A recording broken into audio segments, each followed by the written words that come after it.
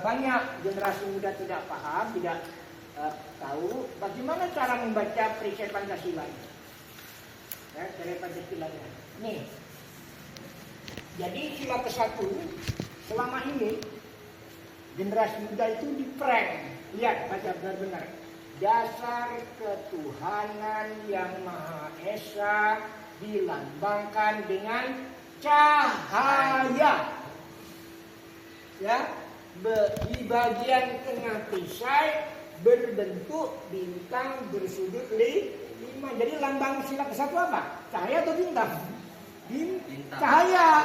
Cahaya. Bukan bintang berarti. Bukan. Nah, sejak rancangan Sultan Hamid, nur cahaya. Tuh, di kesekitar tentangnya ada bintang bulan. Nur cahaya, bintang bersudut 5. Makanya ditaruh di tengah di warna alam, warna hitam. Mereka menyinari sila ke-2.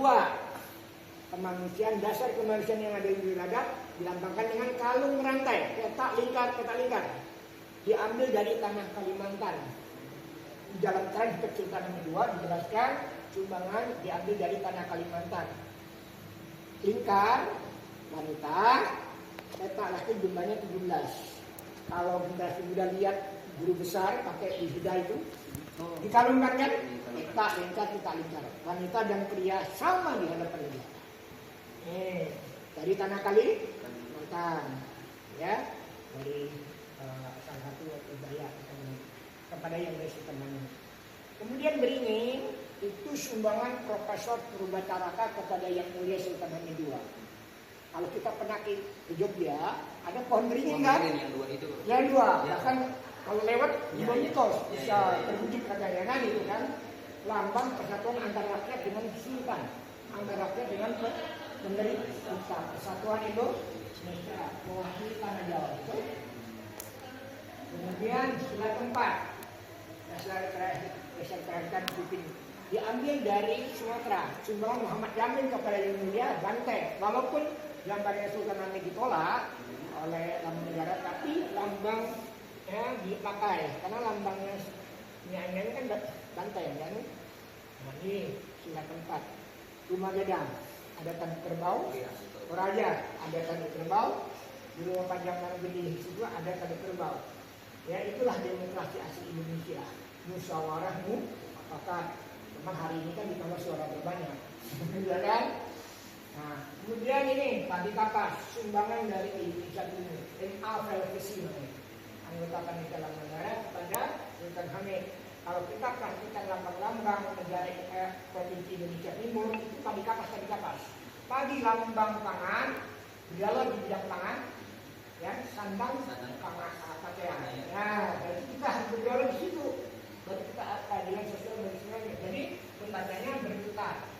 Kata terakhir Sultan Hamid II gilir balik, berlawanan dengan arah hujan. Makanya Profesor Dina Siti, para pakar mengatakan kausa primanya Sultan adalah sila ke-1. Ya, filosofisnya. Kemudian bagian yang terakhir yang sering salah paham adalah Bhinneka, kalimat Bhinneka Tunggal Ika. Kalau kita baca pidato Bung Karno 20 Juni 58, ya, di hadapan generasi muda di Istana Negara, Bina Ika Tunggal Ika. Bhinneka itu keberagaman, keanekaragaman. Tunggal itu 1, Ika itu.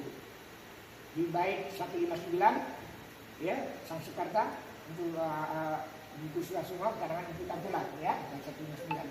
Bhinneka itu keanekaragaman negara. Hari ini keanekaragaman lokal. Tunggal itu 1, Ika itu.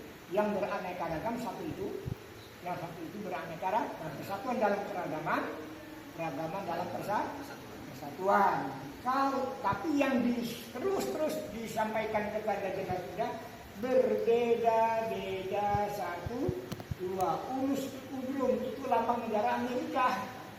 Ya, yang ditanya dibikin oleh orang Raja Kali. Makanya Presiden Soekarno pernah menyindir, pengen bilang lambang negara kami lebih kuat daripada saudara, karena Bhinneka kami cengkram. Tapi kita, ya, kalau orang Raja Wali Garuda itu, orang putih itu lebih dikit, begitu mau makan kan copot bukannya. Ya kan? Nah, jadi Inilah yang perlu didesain kembali sesuai dengan transit sepanjang Indonesia tentang negara. Berarti bisa disimpulkan bahwa perancang lambang negara pertama yang pakai sebelum ada penyempurnaan selanjutnya itu berarti memang Gambil, namanya dua. Akhirnya disebut perancang. Kalau perancang itu kan menerima berbagai bahan, ya kan? Nah, merancang gambarnya kan gitu, menerima. Nah, itulah kegalitannya kami, ya kan? Menerima bahan-bahan dari berbagai peradaban. Jadi lambang negara kita adalah peradaban dari Indonesia bergabung dengan peradaban dunia. Garuda itu kan peradaban Nusantara. Kalau Bali kan peradaban dunia dia menentang supaya negara Indonesia dia jadi. Nah, ketawa. Nah, ini kan sebenarnya prediksi ini kan. Kita kan di sini pembangunan kita demokrasi kan belum sila kelima ya. Ya kan keadilan sosial bagi seluruh rakyat Indonesia ini kan. Makanya sekarang kan programnya kan dibesarkan tanah, sawah, petak sawah. Karena ini kan negara agraris. Nah, ini sudah diakui oleh negara menjadi benda cagar budaya 2016 tapi sertifikatnya oleh 2018 September cagar budaya peringkat nasional dari Menteri Pendidikan. Berarti sudah diakui. Nah, ya, sudah diakui 2018. Ya, baru tahu kan? baru tahu. Makanya ini Pak, akhirnya Ini aslinya.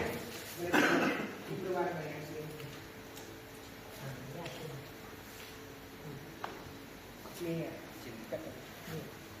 Ini gambar aslinya. Ini gambar perisainya. Ini yang ini. oh, Nah, ini tidak ada di Arsip Nasional, Pak. Tapi di Yayasan Idayu. Kalau yang dilukis yang ada di Arsip Nasional. Kalau yang ada ukurannya itu di Yayasan Idayu Jakarta. Ini berwarna. Ya. ini kan saya akan kompetisinya di Dinas Kebudayaan Nasional. Iya. Dan kebetulan dari seluruh Indonesia, Kalimantan Barat tuh terdata itu di istana. Ya. Dan waktu itu kan saya pengen bahas Ya. tentang sejarah tentang istana.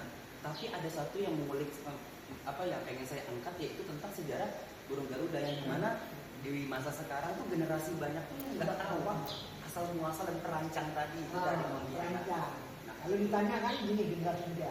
Siapa penjahit bendera merah putih? Semua orang jawab generasi muda, ya kan? Ibu Fatmawati. Ya itu. Siapa yang menciptakan merancang lagu Indonesia Raya? Kayak Sukarman, ya. Siapa yang menciptakan lagu Garuda Pancasila? Sudarto. Tapi begitu ditanya, siapa yang merancang gambar lambang negara? Itu sebagian generasi muda kita itu senyap. Betul. Kecuali dia sudah baca ya, habis lihat dari anak-anak datang kan. Banyak juga kita ada sebenarnya kita namanya bahan ini sudah menjadi bahan pendidikan Pancasila di perguruan tinggi. Itu ya bahan materi kuliah pendidikan Pancasila.